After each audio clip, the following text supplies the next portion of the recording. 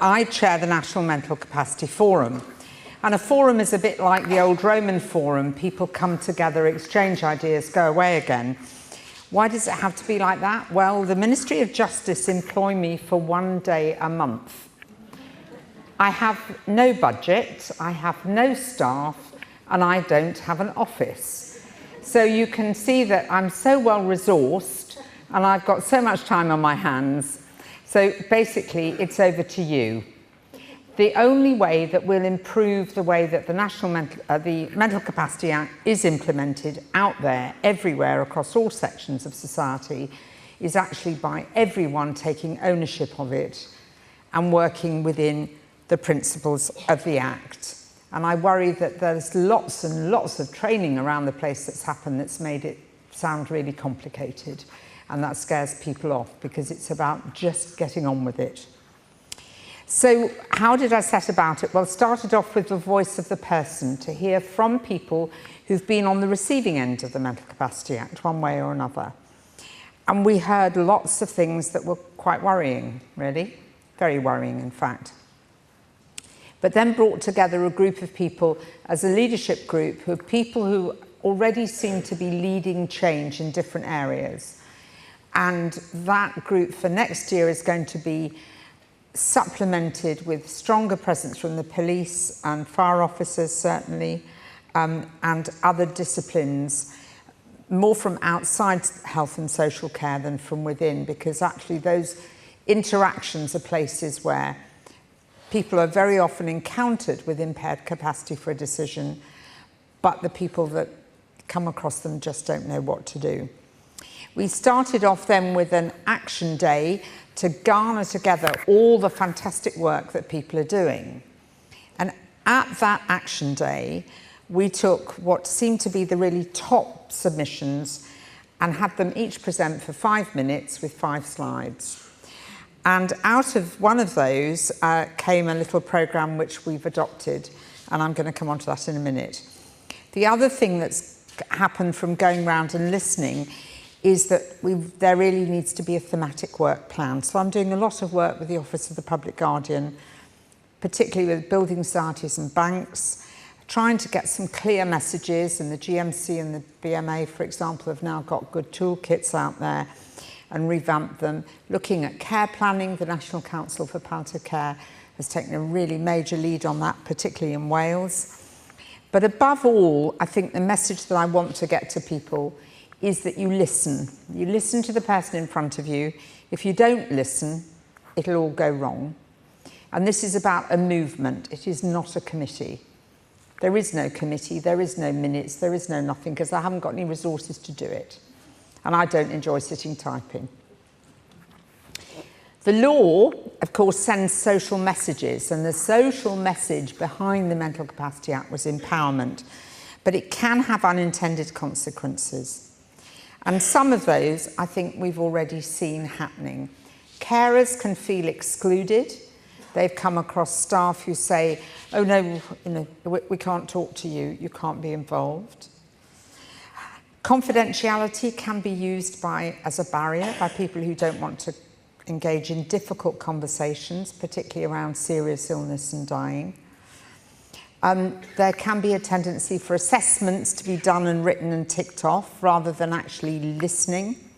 I would rather people put the paper and the computer away and listen with their ears, with their eyes, with touch, sense of smell.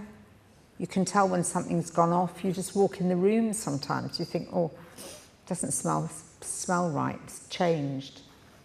And you know the person has actually hit a crisis of some sort, or you might smell alcohol or whatever.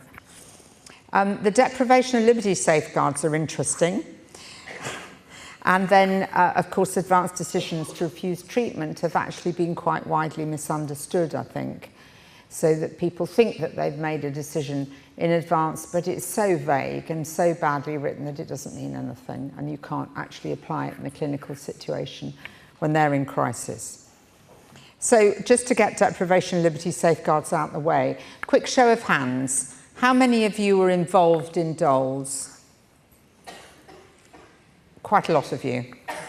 How many of you think that dolls overall has improved outcomes? And I just thought we'd go for, let's go for a show of hand if you think the majority of people you've seen, the fact that you have to have a dolls in place has actually improved their outcome. The majority of people you've seen, let's go for a show of hands. Right, some of you. About half of the people you've seen. About a quarter of the people you've seen. Around 10%. And less than 10%. That must be the rest of the room. Hands up if you haven't come across anyone where you can say dolls really made a difference. Nobody, so it's not quite that bad. Okay. But it's not brilliant, is it? If you're all involved in dolls and it was working well, you'd all be putting your hands up.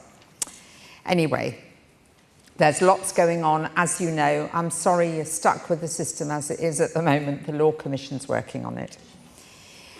How many of you have come across this handprint, 5 Principles of the Mental Capacity Act? These 3 wonderful ladies from Shropshire, please stand up. Come on. And you get a round of applause because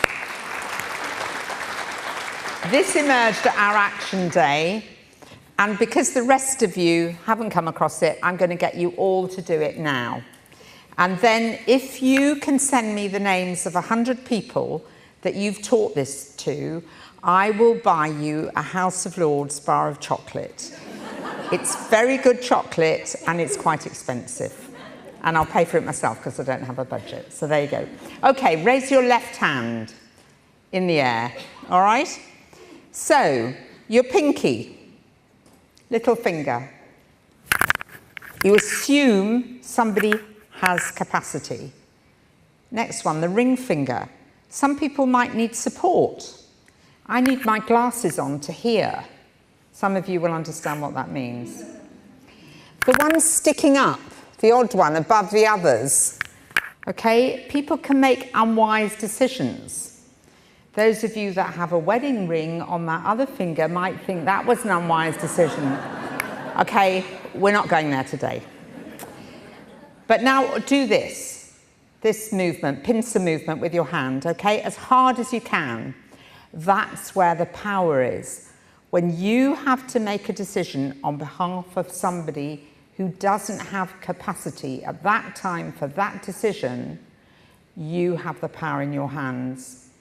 And so you use all the information you can get with your pointy, go down the checklist and make a decision which seems to be in their best interest.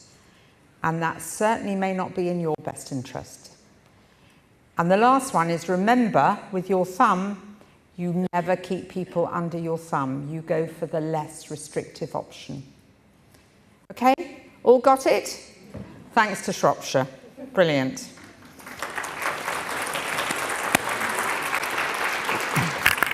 Now, as I've gone round and looked at when things go wrong over decisions and people try to assess capacity, I think if I can ever generalise, it's because they forget that it's decision specific. They want a blanket they have or they haven't. Well, okay, if the person's comatose, but then that's pretty clear, isn't it? And they forget that it's at that time and that people can have fluctuating capacity. So the following day, they might have regained capacity, treat the urinary tract infection, and they may well improve. So is there a disorder of the mind or brain? Well, that's usually known, but not always. Can be difficult to know about with people who've got severe head injuries. The question is, though, does that disorder interfere with them making a decision? Can they understand and retain the information given to them? So as well as it coming in, can they keep it? But this is the bit that I think often goes wrong, the ability to weigh up that decision, that information, and use it in the decision-making process. And sometimes in the process of weighing it up, they've lost some of the information that they really needed because actually that retention bit is impaired. Or this scale pan in their head is actually skewed by subtle coercive influences, which mean it isn't really their decision. And they would say, I didn't want that, but they've kind of given in. And then, of course, they have to communicate their decision. And that can take courage, and it takes a lot of courage if you feel the people in front of you aren't actually actively listening and wanting to know what you think. But listening takes time, and I think there are some real conflicts now in the systems which work against that type of process, because in a busy, acute situation, time is not there. You go into an emergency room. I went into one locally in London last Monday. In the afternoon, it honestly could have been like Beirut. There was not a seat, not a cubicle, not a recess room empty, and there were blue lights coming up the ramp to the ED. You can't look after people and have a quiet conversation there. There was literally nowhere to put people. There were so many there. The other problem is that the less restrictive option is fine in theory, but then you've also often got a duty of care towards other people. So what suits one may not suit other people or may not be appropriate for other people. And you do have a principle of justice in terms of allocating resources for people's well-being. And there are difficulties, and have been difficulties, for people knowing about the validity of things like a lasting power of attorney for health and welfare. That should now be better, because the Office of the Public Guardian is actually going to put up sample images on the website. I think they've just gone up last week, so that you can actually check out and make sure that it is a valid one. It does look valid. Because often in health and social care, people didn't really know what a valid one would look like. So people would come with the printed out forms, but it hadn't been registered and it hadn't been signed off and so on with the OPG. And the other thing is, I'm afraid, in our world of lots and lots of free choice for people, come along people who want to exploit that for bad reason. And financial fraud seems to be rife. And it can be very difficult to detect. So I think there's a bit of a balance and a difficulty all the time in talking about the rights of somebody, particularly Article 8, around liberty, but also security, and allowing people freedom, but actually making sure that there is a degree of security and safety which doesn't restrict them. And there are the principles, as I said, you're probably all fairly familiar with autonomy and doing good and not harm, but I think the principle of justice is a really difficult one when you've got a lot of people that you have to look after, and trying to make sure that one person's decision isn't compromising another person who's in your care. So what are we trying to do all the time? Well, it sounds simple, doesn't it? But helping people speak up. But I do think listening seems to be the step that fails.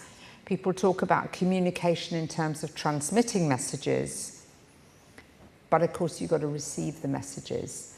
And the message that you transmit won't be appropriate unless you've received what the person needs, the language they speak in, and so on. And that's not just language in terms of country-type languages, but it's the way that they use words.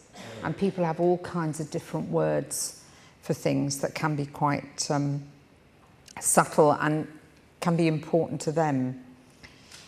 But I think there's another aspect in our care systems today, and that is that actually the elephant in the room is money.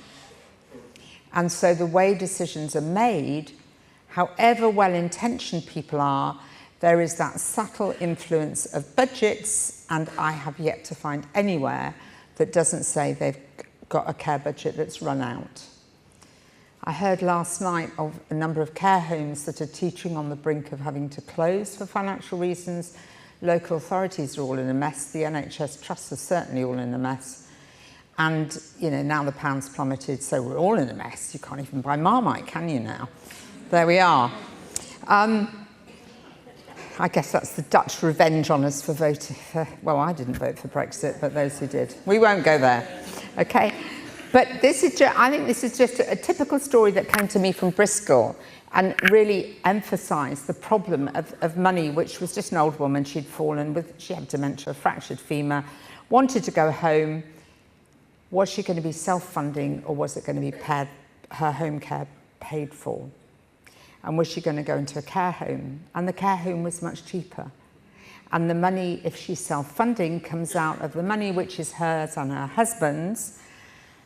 And then what happens if he also lacks capacity? Then there are probably two advocates. But if he doesn't lack capacity, who's actually supporting him and standing up for him?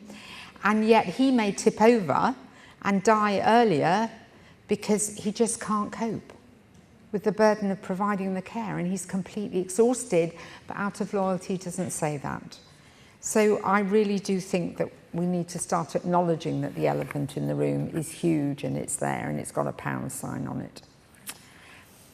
So I've gone through some of the overall tensions, I think, that relate to the way those 5 principles are implemented.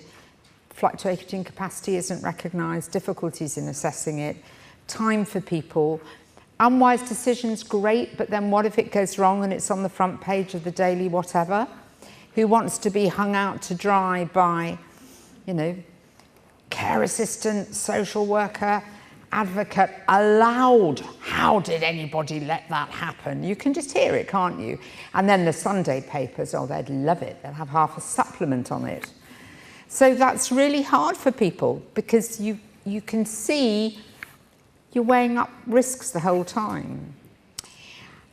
And best interest decisions, again, are difficult.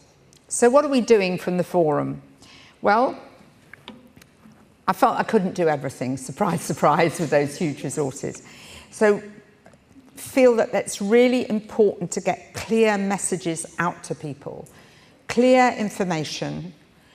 And then the other area is that we recognise the ongoing 24/7 burden of care that's on people's shoulders.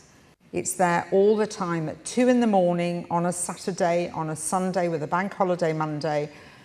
Whoever's in the house with somebody, if things start to go wrong, they shoulder the burden of decision making. And I'm glad the Department of Health have now started a carer strategy, and we've got our first meeting coming up later on this month, and they're beginning to take soundings over it. One of our leadership group from Bournemouth, Keith, produced a next of kin leaflet, because there's so much misunderstanding about next of kin. Next of kin means nothing when somebody's alive. The reason a hospital asks, who is your next of kin, is they want to know when you're dead, who do they contact to say, you're dead, please will you sort out the arrangements to take the body away?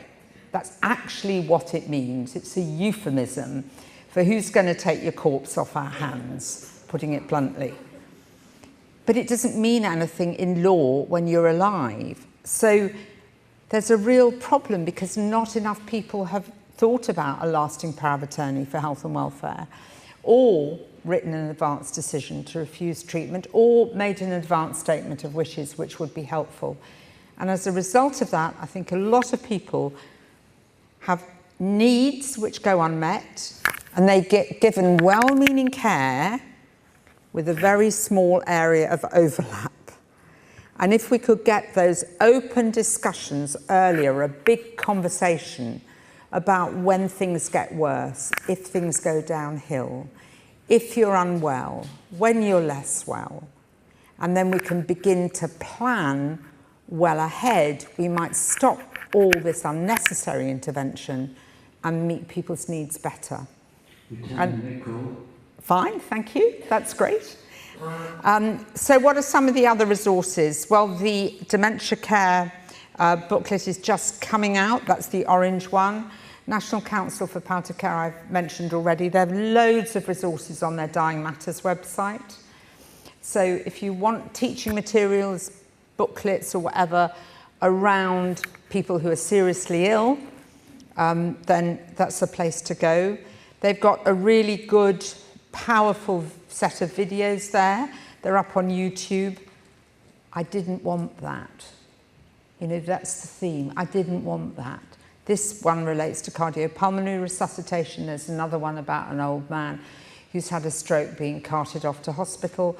Another one about an elderly lady, and all her things are moved out and she's moved into a care home, and then her funeral's not run as she would have liked it. So those are our priorities. Easy to understand messages to support people's decision making better, going into neglected areas, prisons, trying to work with the utilities company. Haven't got very far with that one yet. Got a long way with the banks and building societies. They've really done well training frontline staff and doing more, and are picking up people who've been groomed.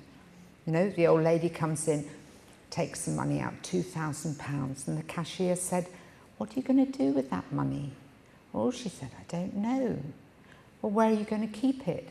"Well, the nice man who brought me down said he'll look after it for me." The nice man who brought her down had been grooming her for a few weeks. Sensible cashier said, "Well, I don't think I can let you have that much money all in one go. We can let you have £20, but took a few more details, and certainly this woman had been groomed. But we hear all the time about bank accounts that have been emptied by people. And they're the scammers lists, the suckers lists. You know, I met with Chairman of Trading Standards the other day. There's a lot of work to be done because it's a horrible, fraudulent world out there. And then looking at carers particularly, I think it's the carers, dementia's had really high profile. The group that worry me are those in transition, youngsters with profound learning difficulties going into adulthood. Their parents have fought for every single thing for them. They wouldn't be alive now if those parents hadn't done that. And they find the system just doesn't work and recognise A, what they've done before, or B, that at the end of the day, they still love this child of theirs dearly and really want the best for them. But find it difficult to accept issues around sexuality, growing up, and all the other things. So it's a complex area, but they certainly need support, and they're often frightened of what will happen when they die. So that's what I've been doing in my first year. The action day is February the 27th. So the day before you propose, or pretend it's a leap year to propose to those people you want to have a wedding ring from. And we would love to have submissions from people about things that you're doing to promote the Mental Capacity Act out there at the coalface.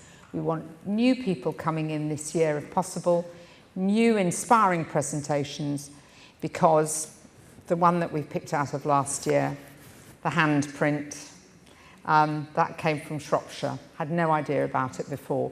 There's lots of good work going on out there. It needs to be disseminated. Thank you.